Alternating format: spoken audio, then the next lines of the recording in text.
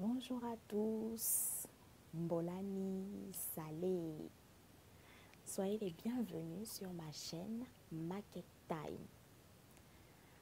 Aujourd'hui, je vous reprends dans cette nouvelle vidéo qui parle des histoires vraies vécues par moi ou par mes proches.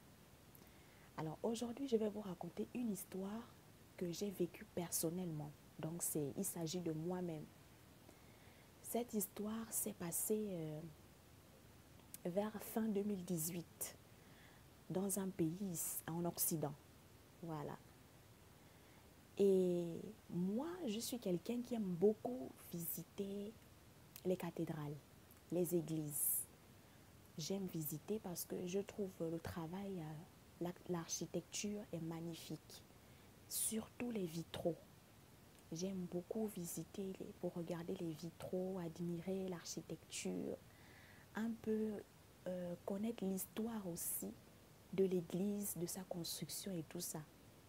Donc un jour, j'ai décidé d'aller visiter une église qui était ouverte dans un petit village. C'était une petite campagne. Vu que je n'habitais pas loin de là, je suis allée, j'ai commencé à visiter, j'ai beaucoup apprécié. C'était une toute petite église, elle n'était pas très grande parce que c'était une église de village. Mais moi, ce qui m'intéresse, c'est les vitraux.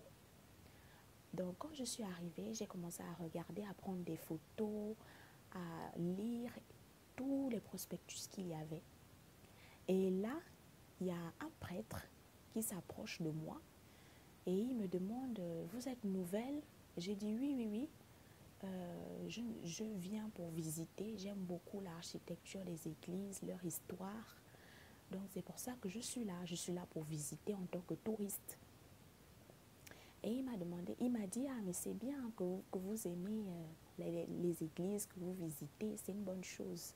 Ça fait également partie de la culture, c'est historique. J'ai dit, effectivement, c'est pour ça que je suis là. Et c'est comme ça que le prêtre me dit, vous savez, ici, c'est vrai qu'on est une petite église de campagne, mais on fait aussi des petites messes tous les dimanches ou encore chaque fin de mois, il y a des messes. Je n'ai pas voulu entrer dans les détails en disant que, bon, moi, je n'étais pas intéressée par le fait d'assister à la messe parce que je suis déjà d'une autre confession religieuse. Mais bon, je ne l'ai pas arrêté. Je n'ai pas jugé utile de polémiquer dessus. Je l'ai laissé parler. Et il m'a demandé mon adresse mail. Il m'a dit, non, donnez-moi votre adresse mail. Comme ça, je vais vous envoyer le programme des messes.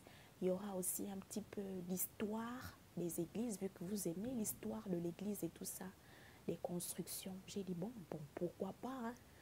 Après tout, ça ne m'engage à rien. Donc, je lui ai donné mon adresse mail et je suis partie. Donc, quelques jours après, je reçois un mail du prêtre me demandant de passer à son bureau pour récupérer le programme des messes ainsi qu'une partie historique des églises de la région. C'est comme ça que j'ai dit, bon, d'accord. Je me suis donc rendue à son bureau. En arrivant, j'ai trouvé une paroissienne qui était là, qui faisait un petit peu office de secrétaire. Donc, elle m'a demandé ce que je suis venue chercher. Et c'est comme ça que j'ai dit non, j'ai rendez-vous avec le prêtre. Et elle m'a dit d'accord, attendez un moment, je vais vous annoncer. Et c'est comme ça que la paroissienne me dit non, allez-y, entrez. Il est dans son bureau, il va vous recevoir.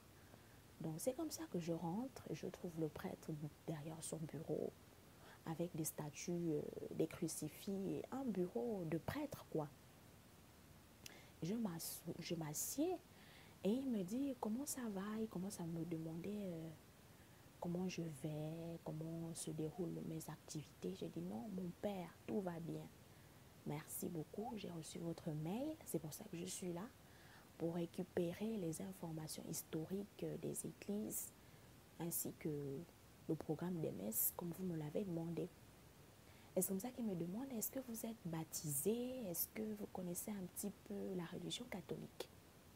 J'ai dit oui, comme tout le monde, hein, comme tout le monde, j'ai souvent assisté à des messes quand j'étais petite. Je suis baptisée depuis quand j'étais petite. Et puis après, bon, après j'ai choisi une autre voie. Et c'est comme ça qu'ils me demandent, mais quelle voie vous maintenant, qu'est-ce que vous faites?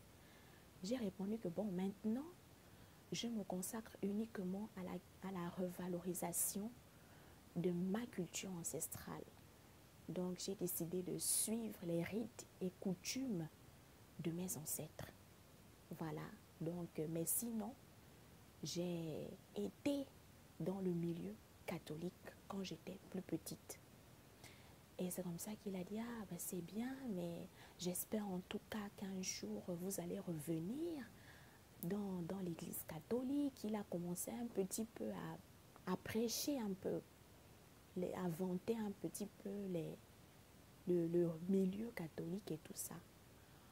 Et puis après, il m'a remis le programme des messes et le programme de l'histoire des églises comme il avait promis. Et au moment où je voulais partir, c'est comme ça qu'il me dit, non, attendez un instant, j'aimerais vous parler de quelque chose. Et c'est comme ça que j'ai dit, ah bon, qu'est-ce qui se passe?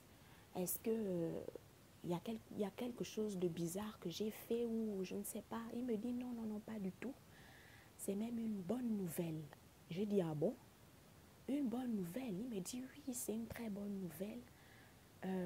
Je vous ai observé quand vous étiez dans l'enceinte de l'église et j'ai également, en discutant maintenant aussi avec vous, je remarque que vous êtes une personne très cultivée, vous êtes polie, vous êtes bien éduquée, vous êtes une femme de valeur, ça se voit que vous avez reçu une bonne éducation et ça se voit que vous pouvez faire une bonne femme et tout.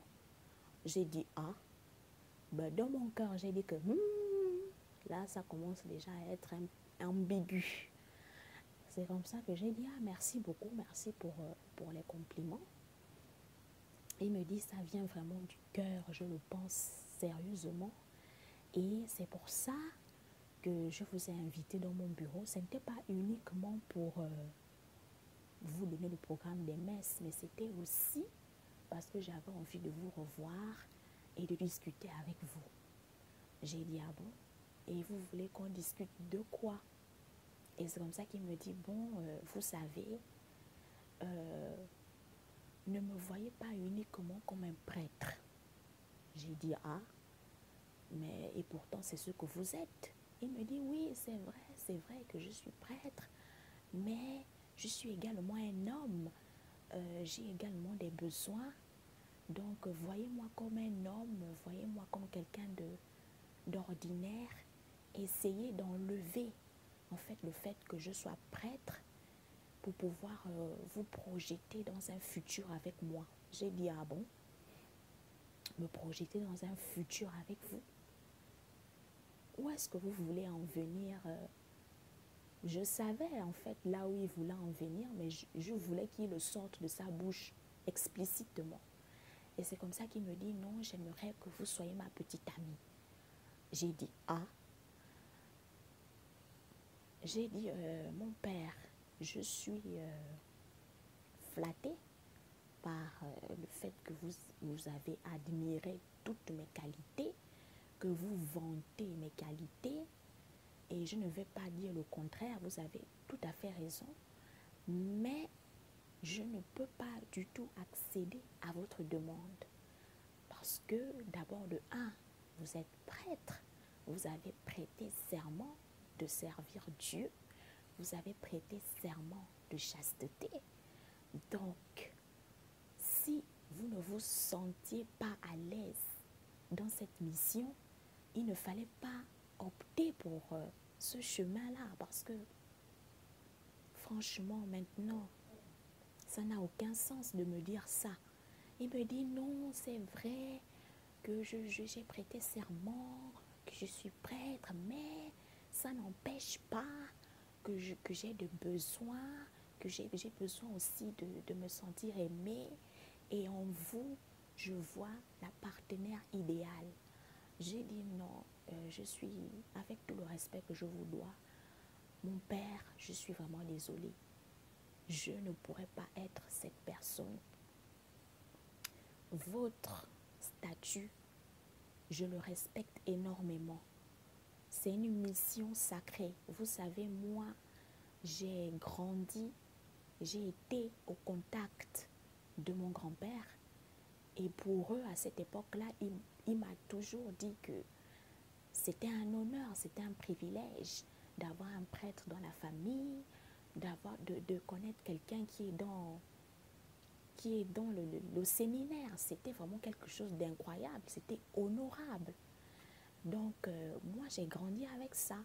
Je respecte tout le monde, les métiers de tout le monde, encore plus le vôtre.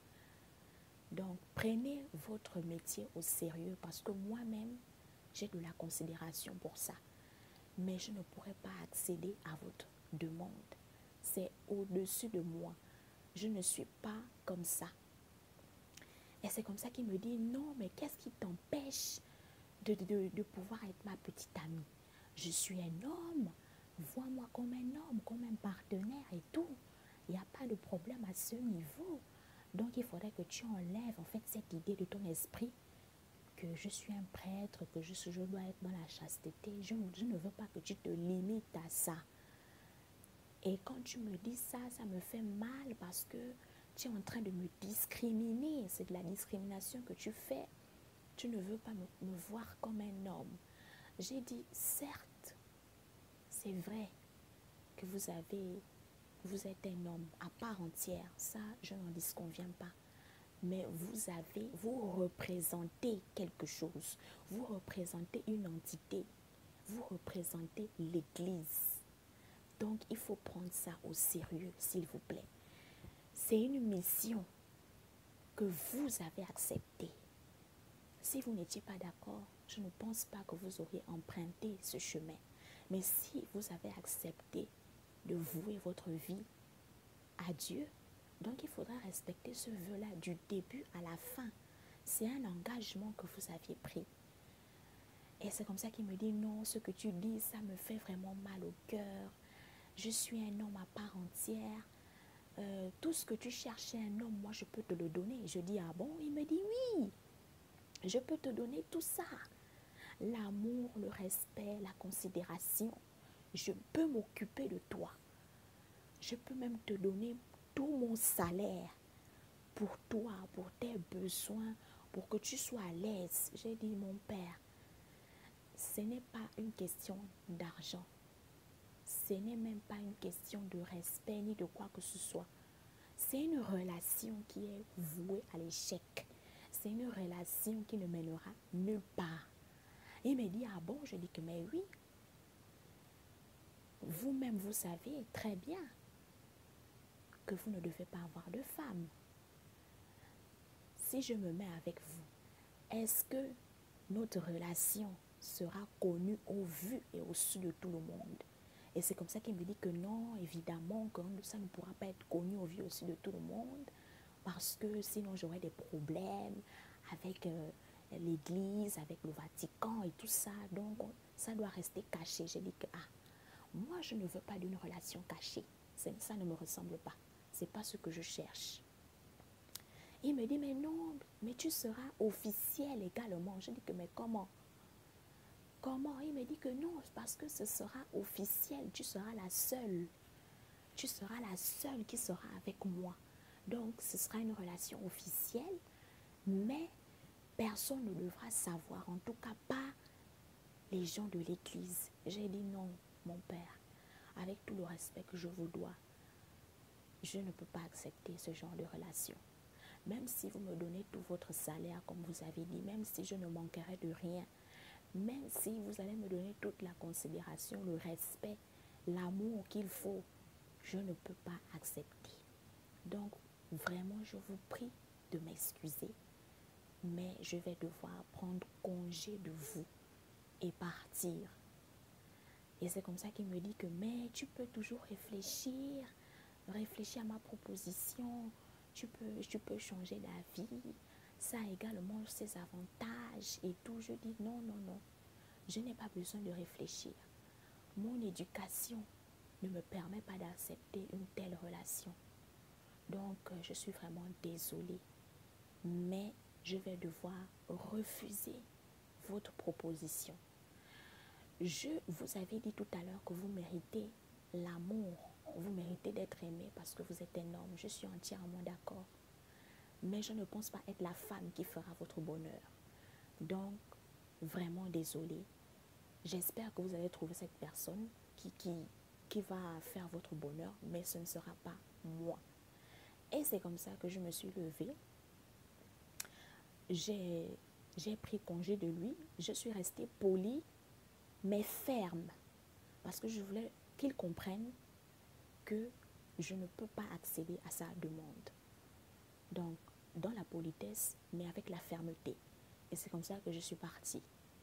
Et quand je suis partie, j'ai pensé en fait à un élève de ma mère qui était venu la voir à Libreville pour lui dire que il avait surpris son prêtre avec une fille de joie dans un bar en train de s'embrasser.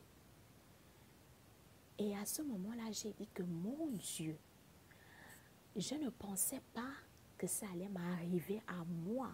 Parce que vous savez, quand les situations arrivent à quelqu'un d'autre, ce n'est pas la même chose quand ça vous arrive à vous. C'est totalement différent. Et c'est comme ça que j'ai dit que mon Dieu, je me suis mise à la place de cet élève-là et j'ai dit que mais vraiment, il y a des choses qui se passent ici sur terre. Il ne faut jamais dire jamais dans la vie parce que vous ne savez pas de quoi demain sera fait. Je ne m'attendais absolument pas à ce que ce prêtre allait me faire la cour. Mais je vous dis que j'étais vraiment très loin de l'imaginer. Donc pourquoi est-ce que je vous ai raconté cette histoire? Je vous ai raconté cette histoire pour vous faire comprendre que faites très attention. L'habit ne fait pas le moine, comme le dit le proverbe.